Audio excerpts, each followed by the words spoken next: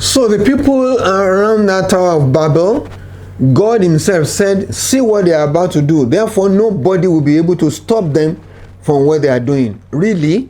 While they are doing something bad, shouldn't God just stop them, or somebody just stop them, or God just move some angel, and all that? He says, look at them. What they are doing, because they are in one purpose and all that, nobody will be able to stop them. That's what it talking about, the power of unity. Even in something that is not God's will. Really? We're going to look at that when we come back.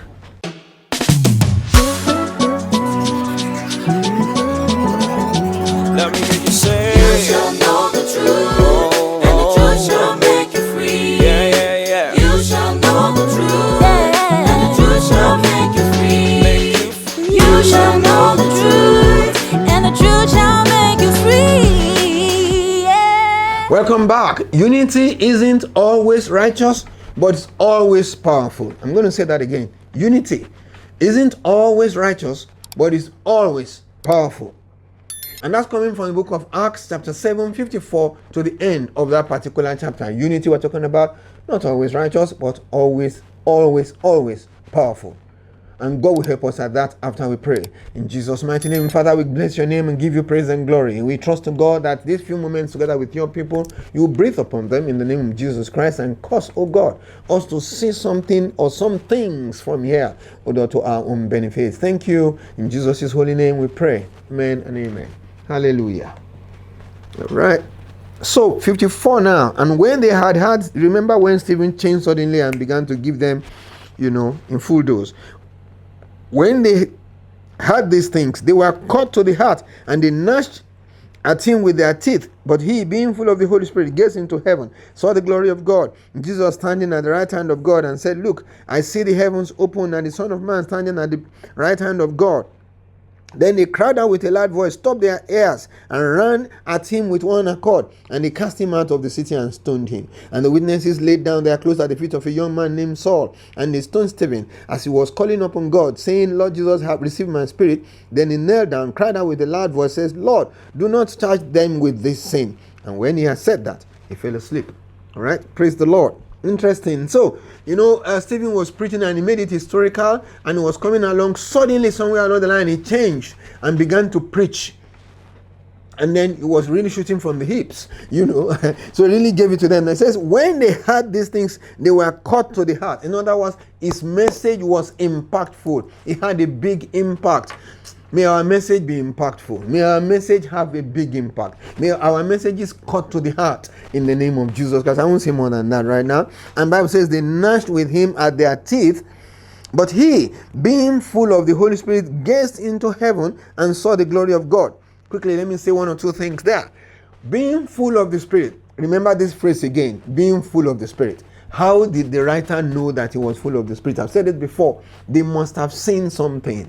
They must have observed certain things. All this full of the Spirit that keeps coming up in the book of the Acts of the Apostle, the writer must have seen something that made him say this person is certainly full of the Spirit. Yes, they must have seen something. I don't know what they saw. Some glow, I don't know. But when they write and say somebody was full of the Spirit, they must have seen something. They must have recognized something that made them say so. And may we come to a place where not only are we going to get full, it will be recognizable in the name of the Lord Jesus Christ. Let's move on. The Bible says, being full of the Spirit, he gazed into heaven and saw the glory of God. Really gazed into heaven. When they were about to stone him, I thought what he would be doing was looking left and right and looking for a good way to escape. That's what he would normally, naturally be doing. Stone, looking for how. The Bible says he gazed into heaven. In other words, the Spirit of God made him to look up rather than look around to escape. That shows us that the whole thing was Spirit orchestrated, right from where he changed the tone of his address to them from historical accounts to preaching. Everything was orchestrated by the Spirit of God, and that's why he was not looking to escape, rather he looked up. The same Spirit of God that made him to look up also opened the heaven for him to see something. Or which one came first? Maybe he opened the heaven first of all before he made him to look up to see something. Holy Ghost. So we find out that whole thing was Holy Ghost engineered, right from that verse 51. And then the Bible says that he saw Jesus, he saw the glory of God, and then saw Jesus as well. Hallelujah. may God give us glimpses of glory that will encourage us and make our lives change from that moment or from that experience in Jesus' holy name. So he saw the glory of God. Amen. 2, the Bible says he saw Jesus Christ standing up. When you remember that the Bible says that Jesus sits upon the right hand of God, but on this occasion he was standing up because somebody special was coming home. Hallelujah. And I want to say that to somebody. I want to challenge us.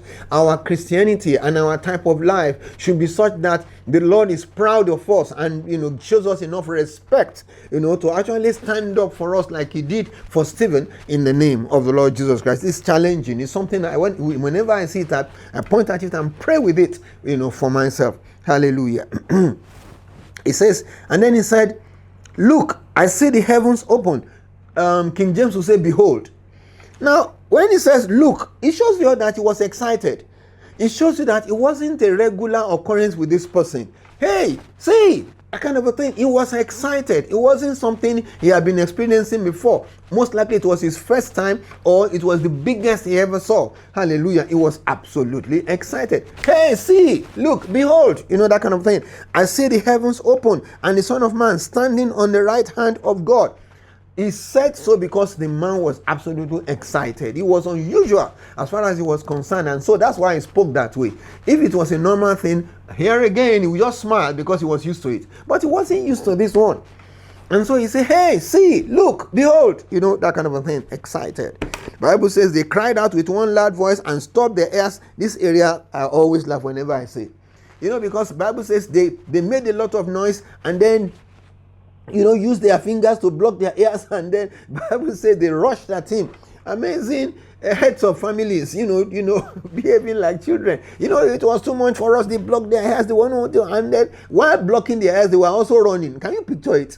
They were blocking their ears, but they were rushing at the poor man. Hallelujah.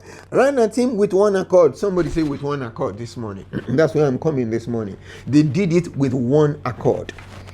And that's the one I'm talking about, unity. They were doing something bad, but anything you do with one accord comes out effective. Whether it was building the Tower of Babel with one accord, it will be effective. It was something God did not like. They were stoning Stephen with one accord, it was effective. Anything you do in unity. So unity isn't always righteous, but whenever it is with one accord, it is effective.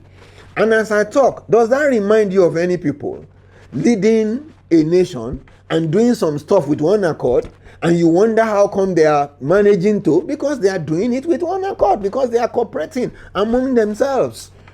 You know what I'm talking about. As long as they are doing it together the way they are doing their things, we're going to be here for a long time. God help us. Anything they do with one accord is always effective. May God grant us understanding. The Bible says they cast him out of the city, stoned him, and the witnesses laid down their clothes at the feet of a young man named Saul. Now this was where the Bible introduced Paul. It was still bearing Saul at that time, but that's where the Bible introduced first introduction, and he himself referred to it later. I don't know whether, in Acts 22 towards the end, he later referred to it.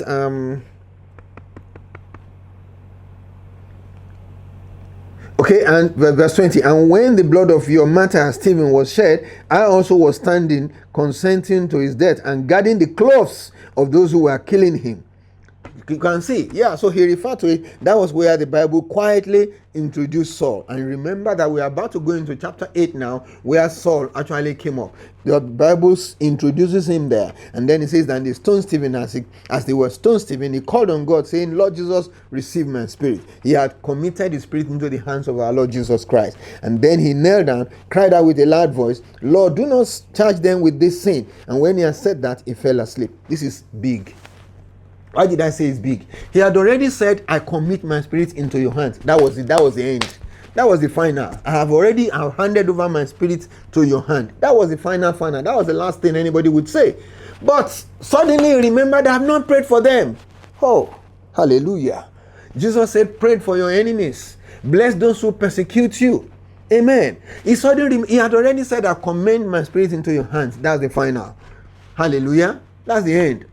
But he remembered, hey, I have not prayed for these enemies. Father, please do not lay this sin to their charge. Why would anybody do that? Because of the Spirit in him, because of the Spirit of Jesus in him. Hallelujah. Because he realized that God says we should pray for our enemies. Because he could realize that they didn't know what they were doing. The same thing has happened to Jesus Christ. Forgive them, for they don't know what they are doing. Yeah, he probably said to himself, they don't really know what they are doing. And if I fail to pray for them, God may not forgive them. Hallelujah. And so even though he had said what was supposed to be normally the final word, even in that state of death, about to die, he remembered that he had not yet prayed for these people, and that God may not forgive them if he didn't pray. He quickly said one more statement and then died. Wow. God has people. Honest. God has people. Each time I read, I said, God, I want to be like these people. And that's what I say many times. God knows. I said, I want to be like these people. What a heart. He had already said, I commend my spirit into your hand. What's the final statement anybody would say? But now remembered, I have not prayed for these people. And quickly prayed. And then breathed his last. Amazing. We'll meet him. We'll meet him someday in heaven by the grace of God. Thank you very much for sharing time with us today. We appreciate you and trust you are going to be here again tomorrow with us. Thank you.